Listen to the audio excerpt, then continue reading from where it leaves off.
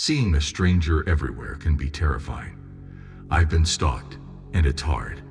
The police only intervene if someone breaks in or assaults you. It was scary seeing a man everywhere in college. I tried to ignore my paranoia. I forgot about it until one of my best friends said she thought someone was following me. When she told me our friends only saw him when I was around, I lost it. He got my number and called me at odd hours. I was horrified.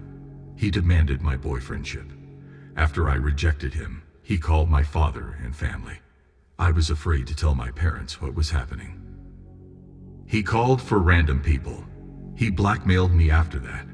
He wanted to meet me or call my parents to tell them I was dating him without their consent, and we were physical. Loved me, he said. I became paranoid and had anxiety attacks from his frequent calls. Hide my phone from my siblings and parents. I cried and begged him to leave, but he didn't care. I finally told a friend. She suggested telling my parents. I told my father about it, and he tried to file a report, but the police said they couldn't do much because the attacker hadn't tried to hurt me, but he could file a restraining order. They told us to call if anyone tried to enter our property or hurt us. I was insecure and depressed. At the superstore, I shouted at the man. Because I couldn't focus, most of my friends stopped hanging out with me, and my grades were dropping fast. He stuttered, said, "You're pretty," and left.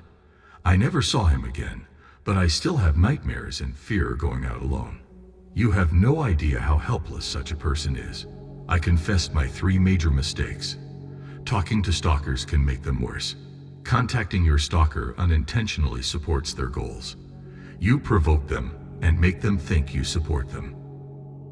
I should have told my parents right away. I should have left this man to my parents. My parents would have reported and warned the man to save my life. I shouldn't have approached him because it scared him away.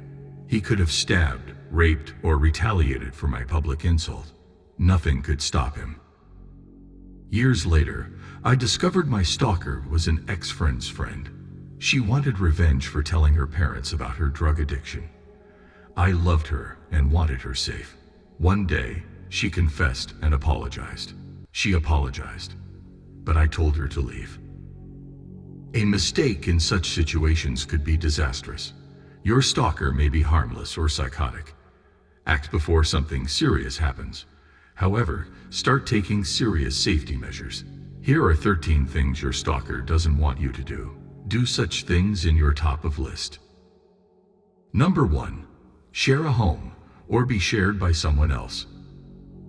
If you live alone, move in with a friend or invite someone to stay. A male friend would deter your stalker. A man may intimidate your female stalker. Ask your parents to move in if you can't. Find a shared apartment if you live in a different city without friends. Housemates provide security. Number 2. Stay with the crowd if you can. Keep company. Your stalker may attack you alone. Company will deter evil. In times of need, people will protect you. Call some friends and leave your remote home as soon as you can. A dense neighborhood will protect you. Number 3. Never set out on a trip alone. Ask your friends to walk you to the door. Surrounding yourself by friends will give the stalker an impression that people are looking out for you. Never walk, hike, or run alone. Avoid going to places like the shopping mall without company. Ask someone to accompany you to the grocery store. Traveling alone while there is a stalker on the loose can be a huge mistake.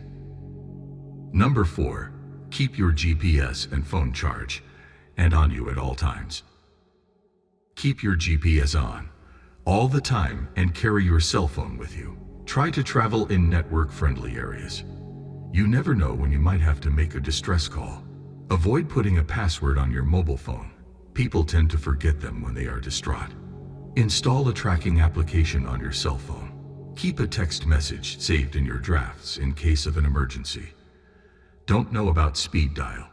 Well, it's about time you should. Number 5. Install a good alarm system. Install a good alarm system, the kind of system with cameras and Wi-Fi, which sends online reports to you, every hour. This will help you keep track of the time the stalker visits your house. You can steer clear of confrontation and exposure by avoiding stepping outside during those hours. The alarm system will not only give you a sense of security, it will tip you off beforehand if someone tries to step foot in your property. Apart from this, keep all the doors and windows locked at all times. Number 6. Try to keep evidence. Try to take pictures of the stalker and record their phone calls as a precautionary measure. You can show this evidence to the police. It will help facilitate your restraining order. Your service provider can provide you and the police information about the stalker's whereabouts. They might even have a blocking option.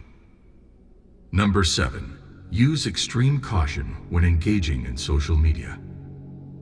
If you are being stalked, you should be very careful about what you put on social media.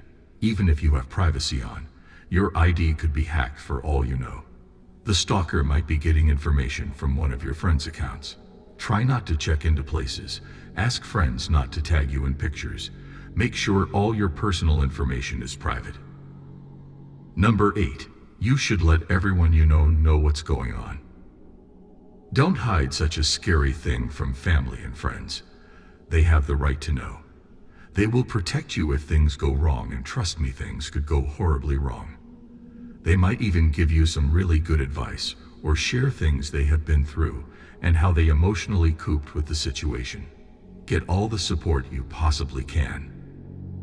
Number 9. Recruit a guard. If you can, hire a security guard temporarily. Keep him with you during stalker sightings. Security guards will keep you safe and calm. I felt naked in public. You don't know your stalker's motives. Realize it's not your fault. The stalker's irrational behavior is due to a psychological issue, not you. A guard may deter him. Number 10. Blow the whistle on a potential danger to your neighbors. Go on and tell your neighbors about what is going on. Sharing the experience will only develop awareness. They too might be seeing the man in their surrounding. They can tell you if they see anyone snooping around your house. Some of them might even look out for you at night. If they hear anything unusual, they will inform the police immediately. Number 11. Inform the police if someone parks outside your house. If you have an unknown vehicle standing outside of your house and you notice it there more than thrice, and the neighbors don't seem to know about it, take pictures and write down its number and inform the police.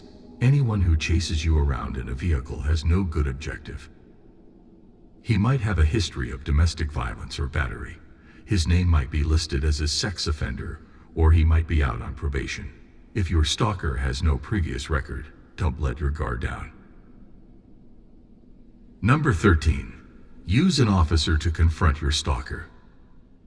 Ask a police officer to talk to your stalker about your rights and warn him about the penalties he may face for his abrupt behavior. This will show the stalker that you know your rights, and a mistake could land him in jail. He may flee after a police encounter. Remember that the above are precautionary measures. If your stalker sees that you know your rights and can defend yourself, he will likely leave. However, others may pursue you for years. Stalker will never want you to do such things.